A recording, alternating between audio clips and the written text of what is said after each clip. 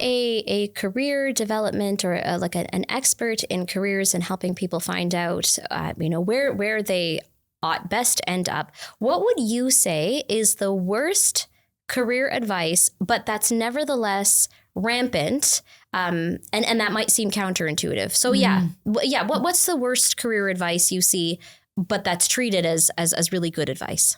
Yeah. It's similar to what you said earlier, which was, find the work you love and you'll never work a day in your life. Ugh. I find it to be kind of a minimizing statement about the realities that we have in kind of sort of finding work and getting work.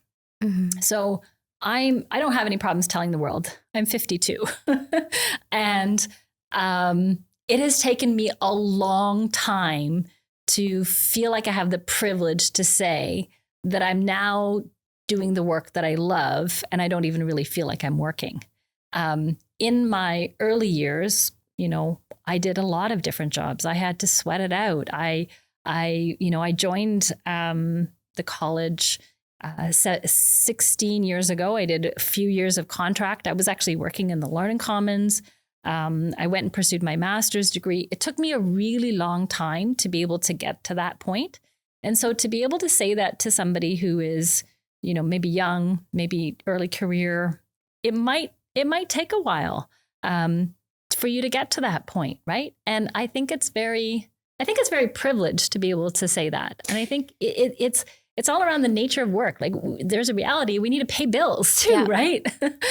No, I think that's a really good point. And I think you're also speaking about the value of patience, right? Which is something that I think we're not orienting ourselves or our children to really be able to to develop, right? We have a world of very, very immediate gratification. Absolutely. I like it, right? Amazon's now delivering in the middle of the night. You can wake up and there's your package.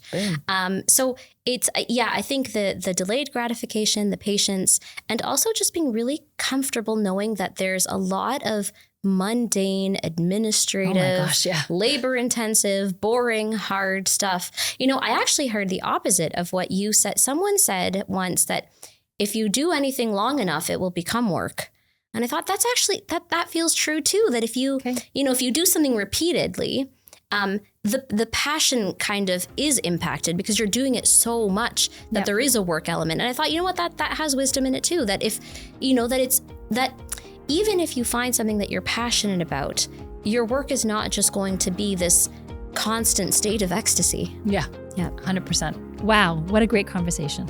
Thank you for listening to this episode of Let's Talk Careers. If you liked this episode and want to hear more, follow us on Spotify and subscribe on YouTube. See you in the next one.